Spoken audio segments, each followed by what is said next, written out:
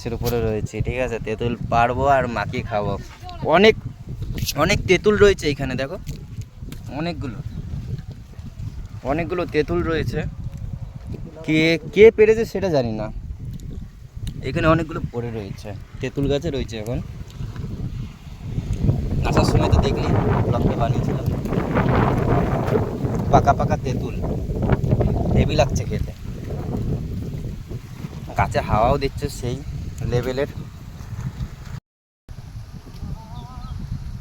দেখো কত তেঁতুল ঝুলে রয়েছে, অনেক, কত উপরে এসছে দেখো।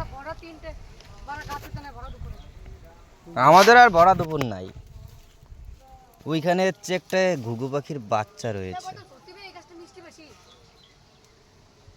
এইখানটায়। গাছে তেঁতুল পাড়েছি তখন দেখাতে পারিনি, আর এই যে মাখানো হয়ে গেছে, এখন তেঁতুল খাবো। Tata guys.